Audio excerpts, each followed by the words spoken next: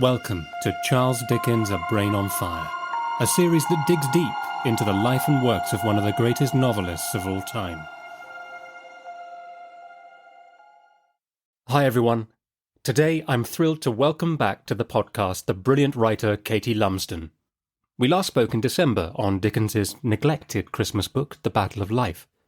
And since we last spoke, Katie is now a published author, with her book, The Secrets of Heartwood Hall, now out in the shops, both sides of the Atlantic, ready to be a part of your summer reading. Throughout all of this, Katie has also found the time to launch a special read-along where you, the listener, are invited to read all of Dickens's novels in chronological order, which will keep you busy up until the end of 2024, I think. And so in this episode, we both share our impressions of the first 5 books that have been read by the group so far, from Pickwick to Barnaby Rudge. And reading excerpts from these novels is my great friend and collaborator, the actress Olivia Mace. But before we welcome Katie back in, Olivia is going to read the mysterious prologue to The Secrets of Heartwood Hall. When I think of Heartwood Hall, there are moments that come back to me again and again. Moments that stain me, that cling like ink to my skin. My first view of the house, a glimpse of stone, of turrets and gables, sash windows and long grass. The sound of Louis's laugh, bright and golden, eager and young. Paul's hands in my hair, his body pressed against mine. The silver locket, the dim portrait of the lost girl faded and worn within. Lying cold in my bed at night, covers pulled tight around me, listening with my good ear to murmurs and taps in the darkness. A figure in the distance, a shimmer beyond the lake. There, in the corner of my eye one moment, the next, vanished, leaving an empty impression behind. The sound of a gunshot in the dark, running footsteps, burning flames, and black, black sky. Katie, hello and welcome back to Charles Dickens' A Brain on Fire. It's so good to see you again. Hi, thanks. It's very nice to be back. So I've got a very scholarly question for you, which is, how does it feel to have this work out there? How does it feel now to be a published author? Quite strange, quite surreal, exciting, but quite weird. And I think for me as well, because I've been writing a long time and I've written lots of books that, may never get out into the world and that are just going to sit on my computer and that's fine. But because I've been writing for a long time, I'm very used to sort of going back to an old project and revising it. And the idea that now I have a book and it's published and I can't change it is quite strange. And I work in publishing as an editor. I'm a freelance editor. So it's been quite surreal doing the publishing process from the other side and sort of having a book published when I am used to working on other people having their book published. That's been very surreal as well. So it's very exciting, but it does feel quite strange, I think. Yeah. Okay. And I was trying to imagine what it must be like to be in your shoes with the book having just been published. I'm sure you must have felt hugely excited, but have you felt kind of anxious about it as well? Have you felt a slight fear of it being suddenly out there? I think I have a bit. I think my book came out in the US first, so I feel like I felt more anxious a few months ago. But now I feel like it has been trickling out into the world, and now it's fully out in the world. So I don't feel as anxious now, but it definitely has been, a little bit anxious, I suppose. But I think now I feel very excited. Yeah, but that's great. But it's lovely to hear that. But I just wondered whether sometimes mixed in with that is a slight anticlimax as well. And I don't mean that in a negative way necessarily. I just mean that actually it's now normal for you to publish a book. Do you see what I mean? And you may be even feeling like you want to get on to the next one as well. Yeah. Do you have ideas for that? Yes, I've the next one is in progress. I am writing it. That's exciting.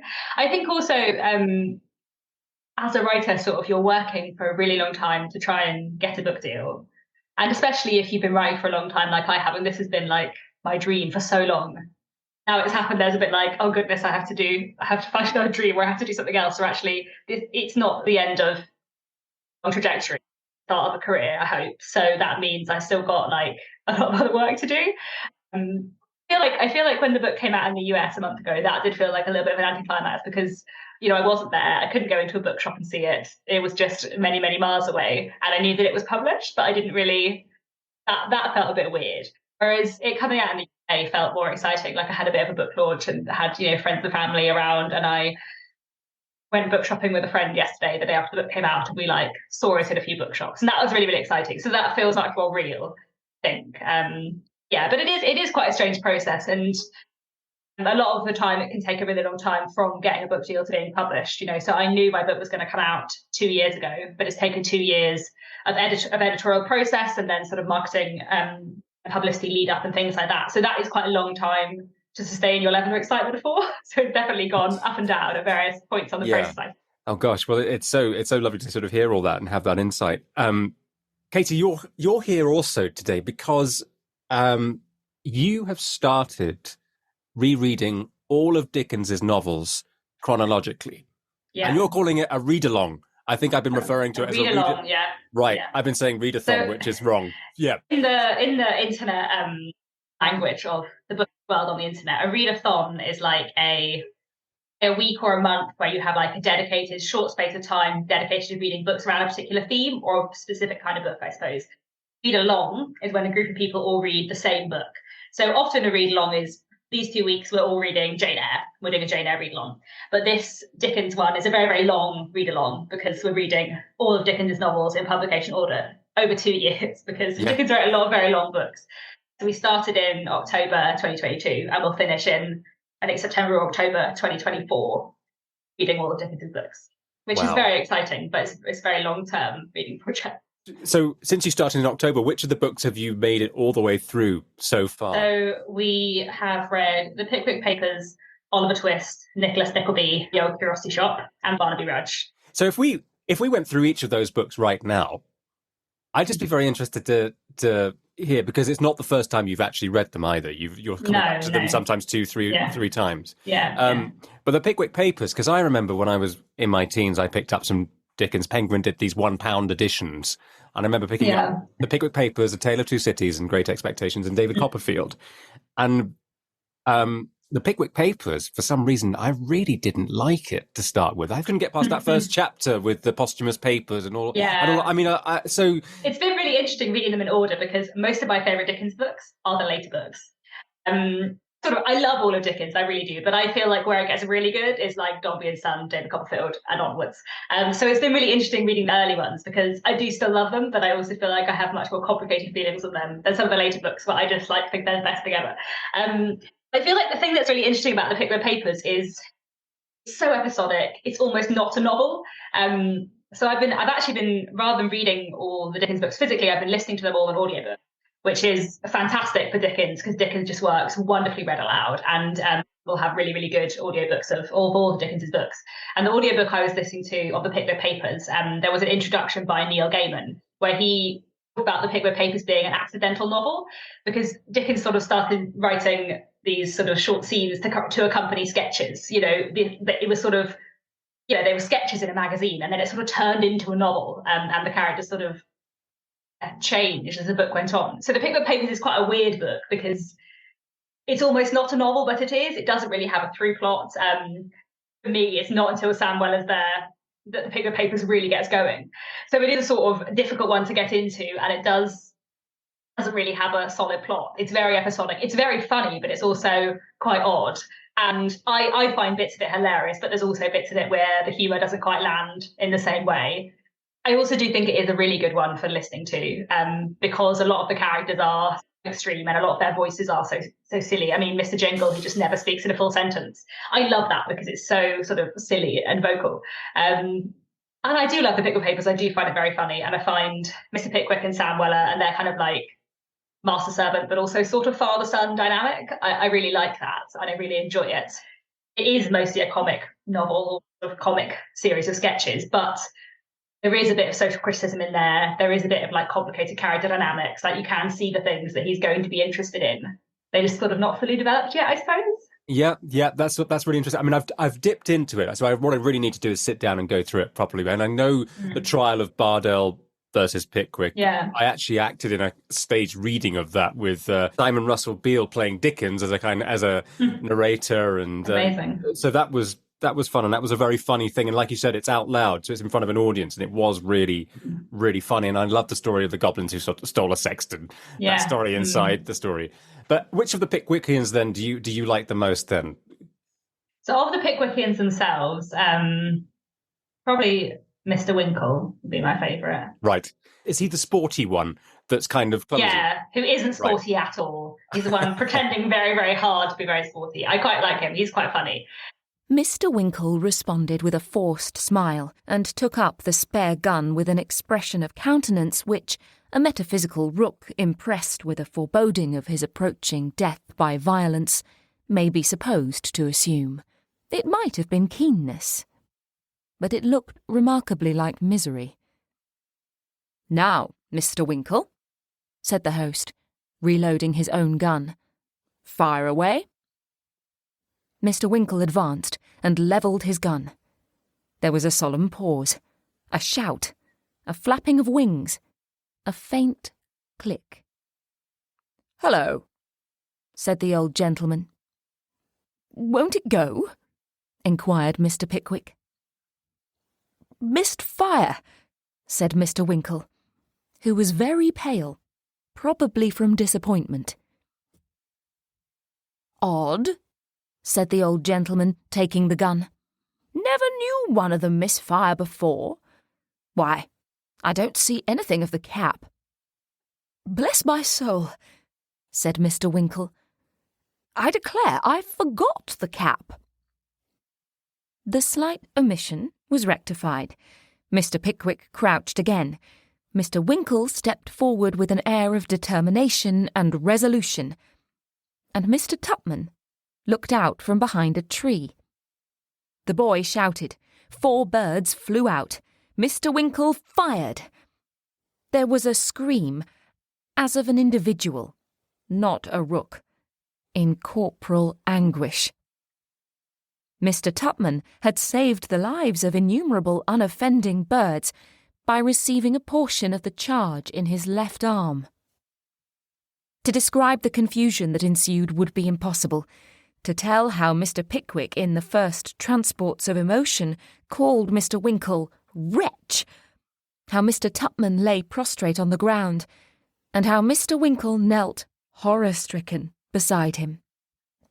How Mr. Tupman called distractedly upon some feminine Christian name, and then opened first one eye, and then the other, and then fell back and shut them both. All this would be as difficult to describe in detail as it would be to depict the gradual recovering of the unfortunate individual, the binding up of his arm with pocket handkerchiefs, and the conveying him back by slow degrees, supported by the arms of his anxious friends.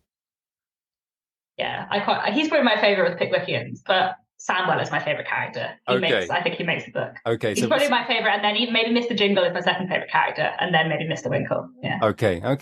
And I seem to remember early on that Mr. Winkle doesn't want to admit that he's not very confident riding horses in front of everybody, and he has problems. He's not very good at riding horses. He's not very good at shooting guns, but he sort of pretended that he's really good at these things, and then he has to admit that actually he's terrible at everything. And he also gets into scrapes a lot because he's been sort of accidentally flirting with people he shouldn't be flirting with, or he hasn't been flirting with them, but everyone thinks he has. So he also gets into difficult situations for that quite a lot as well. Okay. And you got and Snodgrass is the poet. Snodgrass is the poet. Yeah. But I mean, as we're talking about it, I just remember little episodes that are so funny, like the ghost that appears in a chair or something and winks. Yeah. The other thing that the Pickwick Papers has is it has lots of short stories within it where they go to a bar or a tavern. They go to a lot of taverns in the Pickwick Papers, which I also enjoy. The sort of tavern culture traveling around England is really interesting. But whenever they go to a new tavern, someone will be like, "Oh, shall I tell you a story?" And then there'll just be a short story because Dickens wanted to write a short story. So that ghost appearing in the chairs and the short stories. And there's quite a lot throughout, like the goblins that stole Sexton as well, which is also quite a weird thing to read as a modern reader, where to just encounter these short stories in the middle of a book that just have nothing to do with the rest of the book, really. That is a sort of Victorian thing, I guess. And it would have been published in magazines, and so it would have been one chapter is the story, then there's a short story in the middle, and then you go back to the story kind of thing, the main story. So, yeah. Yeah. If we then move chronologically, the next one is Oliver Twist. Yeah. Oliver Twist is my least favourite Dickens, definitely. Okay. Probably by quite a considerable way, which I feel is a rogue opinion. I know a lot of people love Oliver Twist a lot, but it's not my favourite at all. Yeah. What is it? What is it? Where does it fall short for you on? So I think there are a few things. I find Oliver as a character, as a protagonist, very bland. And for me, Oliver is just not a believable character. And I don't feel like he reads like a child. I just feel like he reads like a very emotional adult. So I think that's one thing I struggle with in Oliver Twist. And I think Sikes and Nancy's story is so powerful, isn't it? And sort of dominates it and outshines, in a way, Oliver's story. Yeah, definitely. For me, Nancy and Bill Sikes, but especially Nancy, is sort of the strongest element of Oliver Twist. And I just wish there was a lot more of that. Yeah. Yeah. There was another impression I got I've just been reminded of, is that when characters in this one leave the stage, they kind of fade in ways that they don't in other Dickens books. Yeah, I think that's true. So the Artful Dodger, his fantastic sequence in the court where he takes over and is really charismatic, then you lose him. You never really see what happens to him. And the Artful Dodger is an interesting one because he obviously is a character that feels interesting, and he is a character that has sort of a big popular culture presence. The boy was about his own age, but one of the queerest looking boys that Oliver had ever seen. He was a snub-nosed, flat-browed, common-faced boy enough, but he had about him all the airs and manners of a man. His hat was stuck on the top of his head so lightly that it threatened to fall off every moment, and would have done so very often if the wearer had not had a knack of every now and then giving his head a sudden twitch which brought it back to its old place again. He wore a man's coat which reached nearly to his knees. He had turned the cuffs back halfway up his arm to get his hands out of the sleeves, apparently with the ultimate view of thrusting them into the pockets of his corduroy trousers, for there he kept them. He was altogether as roistering and swaggering a young gentleman as ever stood 4'6", or something less, in the bluchers. "Hello, my covey, what's the row?" said this strange young gentleman to Oliver. "I'm very hungry and tired," replied Oliver, the tears standing in his eyes as he spoke. "I have walked a long way. I have been walking these 7 days. I suppose you want some place to sleep in tonight, don't you?" "I do indeed," answered Oliver. "I have not slept under a roof since I left the country." "Don't fret your eyelids on that score," said the young gentleman. "I've got to be in London tonight, and I know a 'spectable old gentleman as lives there what'll give you lodgings for nothing, and never ask for the change, that is, if any gentleman he knows introduces you." But, there is obviously something about Oliver Twist that has captured a lot of people. It's not just the musical. Like, people have loved Oliver Twist for a long time. I do think I'm an unusual Dickens fan, that it's my least favourite. But for me, I just think there's just so many other books I love by him more. Yeah, of course. And he hasn't quite hit his stride yet at that point, has he? As his own writer, his own identity as a writer, maybe. And especially, I can't remember how old he was when the Pickwick Papers came out, but he was very young. I think he was in his early 20s, or certainly he wasn't very, he was very young. And, he has a genius for character, but I think the plotting maybe took him longer to develop, which is just quite interesting. It's just really fun reading him chronologically and sort of seeing how his style develops. Yes, I think I take the plot for granted very often in Dickens and sort of don't see how ingenious it is sometimes. But then when it doesn't quite work as powerfully, then I become aware of it. And I think Oliver, I would agree, with that. But then we move on. We move on then to Nicholas Nickleby. But I do really love Nicholas Nickleby, and I think there are fantastic things in it. And Newman Noggs is a wonderful character who just steals the show for me. There's something. What I found with Nicholas Nickleby is though the appearance of Smike as a character, and I feel like suddenly there's a new depth there in. Yeah. He's just a very affecting character, and all the causes and poverty and treatment of children in society. I think it really when it really just goes to the heart in ways that perhaps it doesn't really as much in Oliver Twist. I feel like Smike is a kind of step towards something there very potent for him. Yeah. Perhaps. I think as well, for me, Wet Papers is all humour, and then Oliver Twist is a lot more serious. But it doesn't always necessarily cut to the core, but it is trying to be a lot more serious and less humour. And I feel like in Nicholas Nickleby there is a better balance. There are some very, very funny bits of Nicholas Nickleby, but there are also some powerful, more solemn bits. And I feel like the way that Nicholas kind of moves through different life stages and sort of to the boarding school, and then he's with the theatre troupe, and then he's in an office, and sort of the way it looks at kind of different, very, very different aspects of Victorian life is quite fun. I think as a modern reader, like, learning more about this sort of terrible, very, very Dickensian, I suppose, boarding school, and then this sort of theatre troupe who are all sort of completely ridiculous, but also sort of delightful. That's really, really fun. There was a pause. The countenance of Nicholas fell, and he gazed ruefully at the fire. Does no other profession occur to you, which a young man of your figure and address could take up easily and see the world to advantage in? Asked the manager. No, said Nicholas, shaking his head. Why then, I'll tell you one, said Mr. Crummles, throwing his pipe into the fire and raising his voice. The stage. The stage? Cried Nicholas, in a voice almost as loud. The theatrical profession, said Mr. Vincent Crummles. I am in the theatrical profession myself. My wife is in the theatrical profession. My children are in the theatrical profession. I had a dog that lived and died in it from a puppy, and my chaise pony goes on in Timur the Tartar.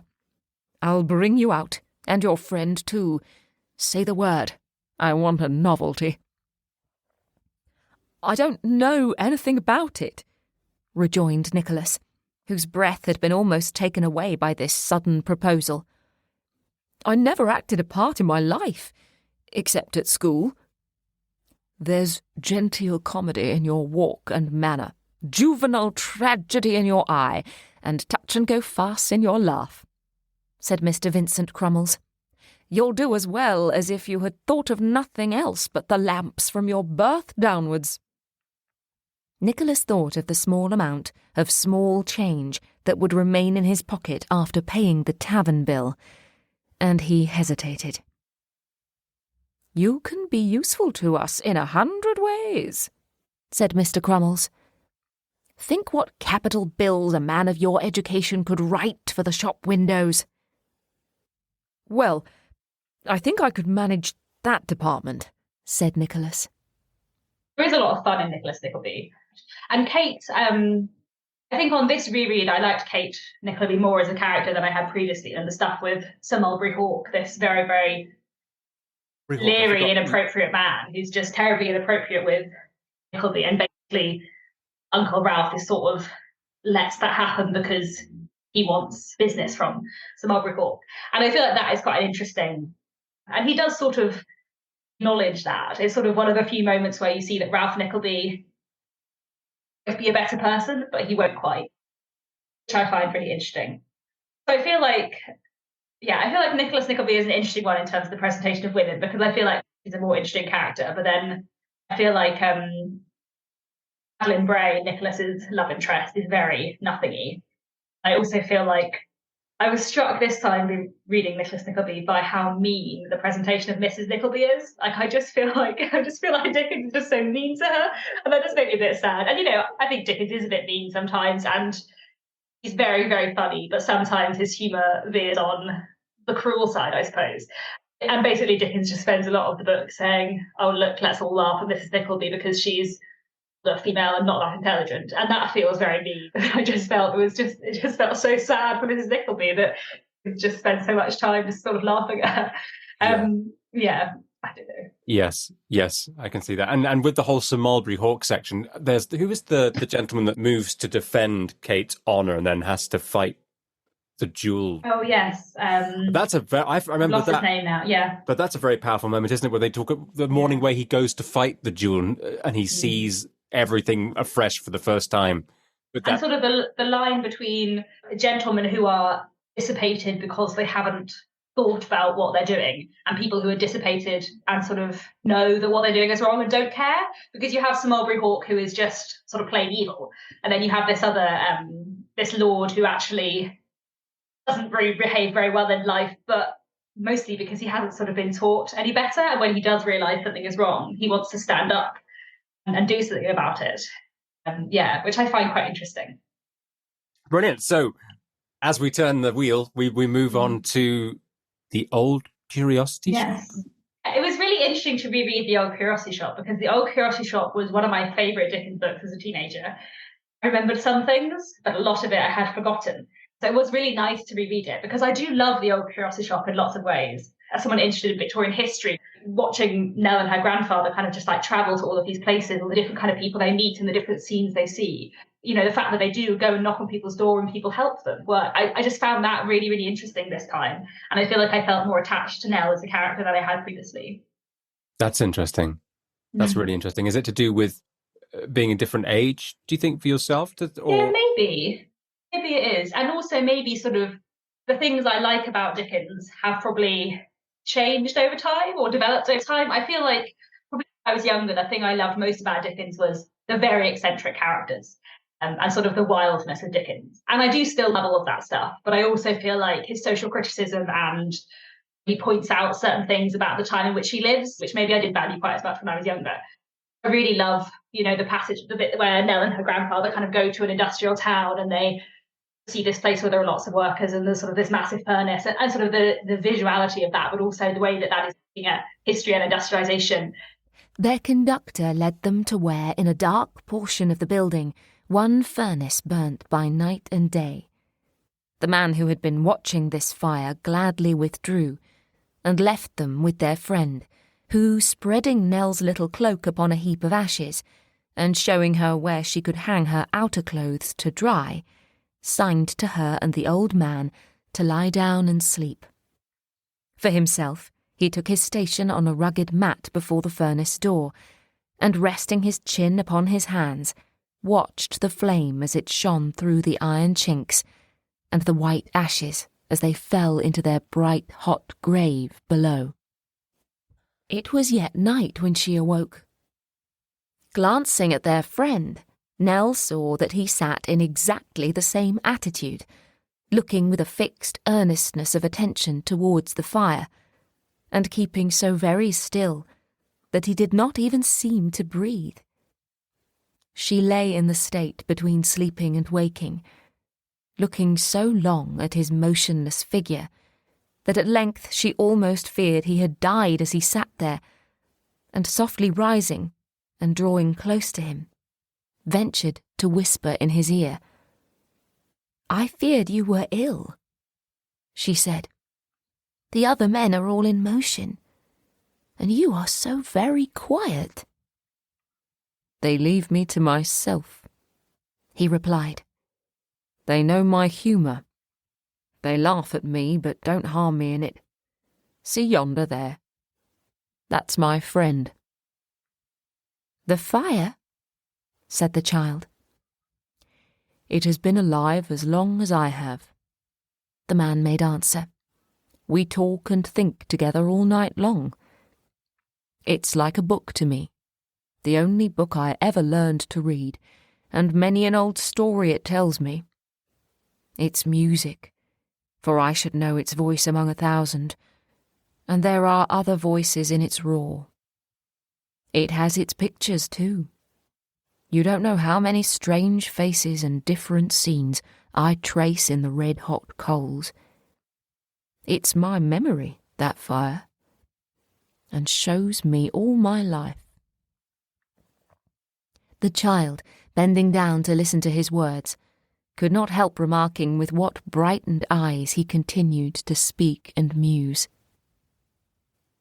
But I do still love all the ridiculous characters in the Old Curiosity Shop. I feel like Richard Swiveller, I think, is fantastic. Hicks, I really like. Yeah, I love Dick Swiveller so much. Yeah, he's a fantastic character. And I think he's really interesting, actually, talk about reading Dickens in order, because I feel like he is first of multiple characters in Dickens who's sort of like the dissipated young man who really can become a lot better, and who like has the right intentions but is like in debt and like has gotten himself into trouble, hasn't been behaving well. And I feel like Sydney Carson in A Tale of Two Cities and Eugene Wrayburn in Your Friend, both of whom I think are fantastic characters. I feel like you can see the sort of beginnings of characters like them in Richard Swiveller, because I do think that sort of character type is a type that Dickens could do really well. I only read it quite recently for this podcast, and I was so surprised at how funny those set pieces are. You know, the wax Mrs. Jarley and her waxworks, but also all of the Dick Swiveller stuff about playing the flute when he's been and sort of always the various different ways that Dickens finds to tell us that Dickens had too much to drink. Like, it's just very, very entertaining. He always pretends that, you know, there's some other reason why he has this terrible hangover the next day. There's lots of very entertaining things to do with Dickens sort of drinking too much and spending too much money and everything, like, you know, going to like different pub every time he needs a meal because he's paid for everything on credit and he can't go back. Anyway, he can't go down streets where he owes everyone money. Like, it's very, very entertaining. And he's got a really good sort of character arc and trajectory, which I really like. Yes. And what about Nell herself then? How do you feel towards her? I feel like I was thinking about the Old Curiosity Shop in comparison to Oliver Twist. I think I find Nell more believable, mostly because of her relationship with her grandfather, which I think is a really interesting relationship, but also sort of grounds her a bit more than Oliver in Oliver Twist. And so I do like Nell's relationship with her grandfather, and I feel like her need to protect him and the way she sort of takes over the adult role because he can't sometimes. I feel like that is really interesting and is quite well done.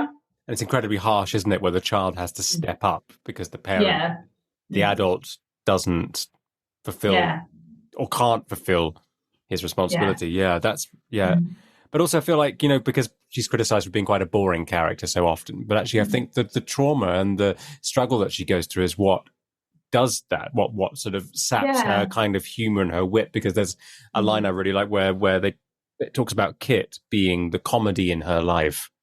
Yeah, so they have she doesn't have any. Yeah, where else is it going to come from? You know.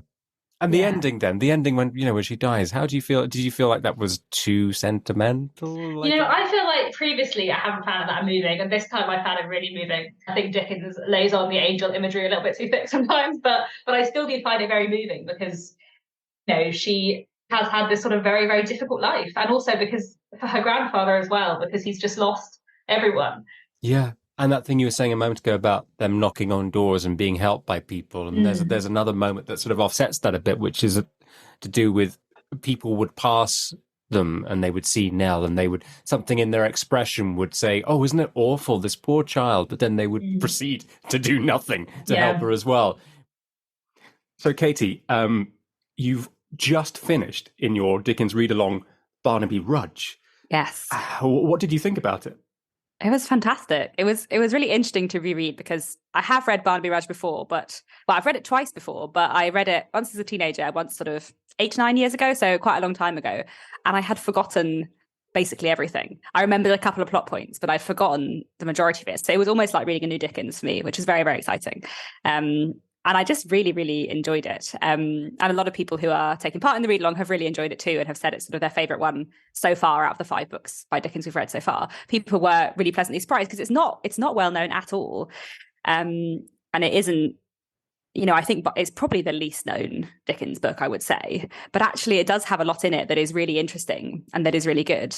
And actually that feels sort of quite topical in the way it looks at sort of prejudice and intolerance and violence. Like, actually a lot of that stuff does feel, it's just really interesting to reread it because I don't remember loving it the last time I read it, but I've really, really enjoyed it this time, which is interesting.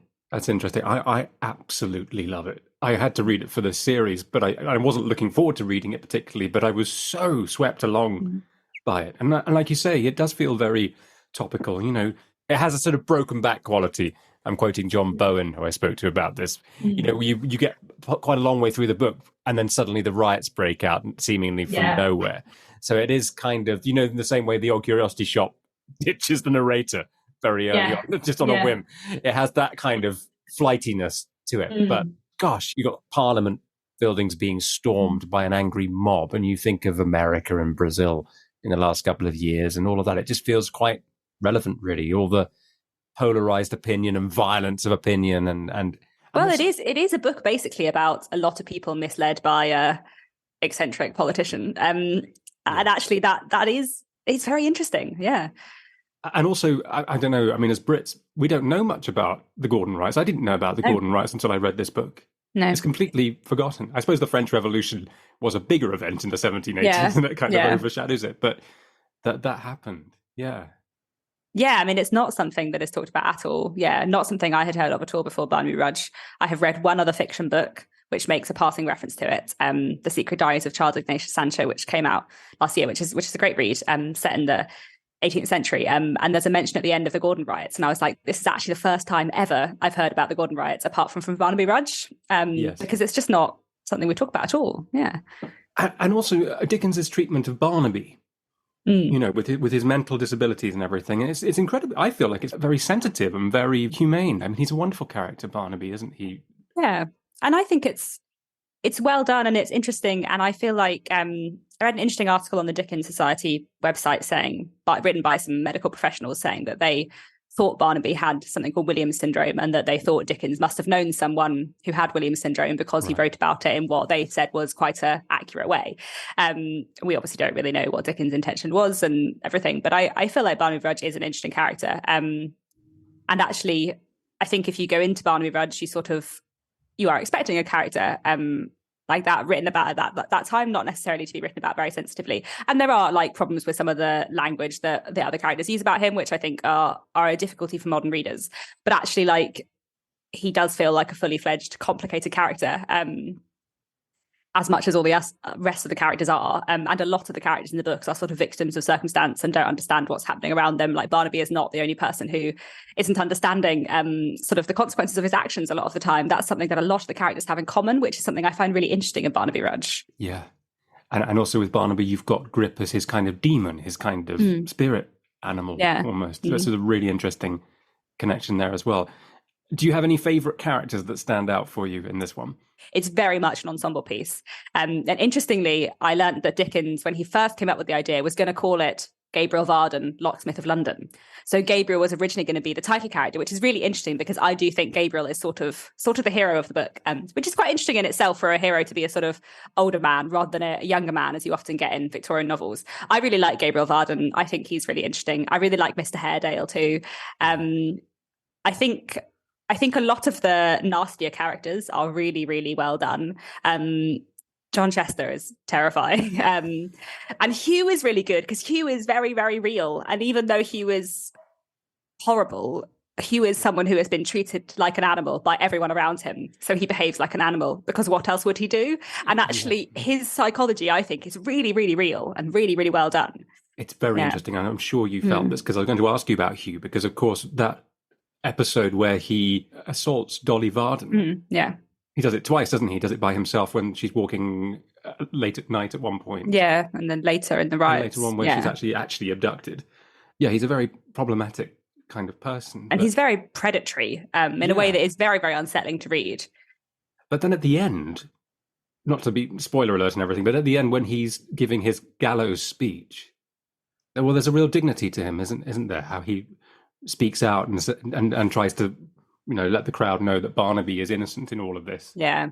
Well, I think basically Hugh is a person who is almost unredeemable, except for the fact that he does care about Barnaby. But at the same time, he is also the person who tricks Barnaby into a lot of stuff that Barnaby shouldn't really be involved into. So actually it is Hugh's fault. And I think Hugh's a really interesting character because he is absolutely horrible, but also he is so much a product of society. And we know that he's had, you know, his background and his life have been awful. And there's a bit at the beginning of the book where John Willett literally says he's basically an animal, so you may as well treat him like an animal. And that is what Hugh's life has been. So of course he behaves without any compassion. Of course he doesn't treat anyone else with any compassion or sympathy because that's how the world's treated him. And so I feel like within Hugh there is a lot of really interesting social criticism going on, which I found really interesting in Barnaby Rudge. Yeah, and you have the descriptions of the crowd and the mob. It feels a lot like A Tale of Two Cities, doesn't it? An early version. It does. With the sort of echoing footsteps and all of that. Yeah. And I love the description when the crowd comes in to the maypole on the London road. Yeah. Yeah. surprise. And John Willett, what do you think about John Willett, the landlord character? Yeah, he's really interesting because he's not a nice person. But I feel like what happens to him in the riots and his sort of realization that maybe everything he thinks about the world is not necessarily true. Like, actually, that's really interestingly done. John Willett looked after them as they plodded along the road in the rich glow of a summer evening, and knocking the ashes out of his pipe, laughed inwardly at their folly until his sides were sore. When he had quite exhausted himself, which took some time, for he laughed as slowly as he thought and spoke, he sat himself comfortably with his back to the house, put his legs upon the bench, then his apron over his face, and fell sound asleep. How long he slept matters not, but it was for no brief space, for when he awoke, the rich light had faded. The sombre hues of night were falling fast upon the landscape, and a few bright stars were already twinkling overhead. How tranquil and how beautiful it was! Was there no sound in the air besides the gentle rustling of the trees and the grasshopper's merry chirp? Hark! Something very faint and distant, not unlike the murmuring in a seashell. Now it grew louder, fainter now, and now it altogether died away. Presently it came again, subsided, came once more, grew louder, fainter, swelled into a roar. It was on the road, and varied with its windings. All at once it burst into a distinct sound, the voices and the tramping feet of many men. A dark mass, looming through a cloud of dust, soon became visible. The mob quickened their pace, shouting and whooping like savages. They came rushing on pell-mell, and in a few seconds John Willett was bandied from hand to hand in the heart of a crowd of men. "Halloa!" cried a voice he knew, as the man who spoke came cleaving through the throng. "Where is he? Give him to me! Don't hurt him! How now, old Jack, ha ha ha!" Mr. Willett looked at him, and saw it was Hugh, but he said nothing, and thought nothing. "These lads are thirsty and must drink," cried Hugh, thrusting him back towards the house. "Bustle, Jack, bustle! Show us the best, the very best, the overproof that you keep for your own drinking, Jack." John faintly articulated the words, "Who's to pay?" "He says who's to pay?" cried Hugh, with a roar of laughter which was loudly echoed by the crowd. Then turning to John, he added, "Pay? Why, nobody." And there's a lot in Barnaby Rudge about kind of like conflict between younger and older generations. And we have sort of, Joe and John Willett who don't agree, but the younger generation's in the right. And then again, we have sort of like Edward Chester and is it Edward or Edmund? Edward Chester and his father who don't agree. And again, the young ones in the right. But then we also have sort of like the generational conflict between Sim Tappert, the apprentice, and Gabriel Varden. And that's really interesting too. Like there's all these sort of clashes between generations as well. Like I just think the themes in Barnaby Rudge are so interesting. I really feel like it's a really big step up from like his first 4 books. That's so interesting, isn't it? Because I really liked felt it. the same, but I don't feel like there's much out there to back this up. No. So I think I was trying to think about why it isn't talked about. I think one of the reasons is because it is a historical novel.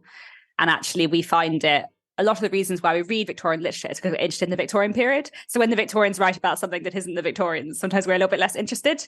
And it means there's a lot less, like I think there was a screen adaptation in the 60s, but it's not adapted to screen very often because of that. And even Tale of Two Cities, which is obviously very famous, doesn't get adapted to screen very much because it's sort of Dickens, but it's not Victorian. But that's obviously about a much more famous historical event, whereas Barnaby Rudge is about something which isn't very famous. And I do think as well, actually, the fact that Barnaby Rudge has, I guess, severe learning difficulties. And actually, I think it is dealt with relatively sensitively. But I think if you hear the premise of Barnaby Rudge, your first instinct is, well, it's written in the Victorian period, it's not going to be sensitive.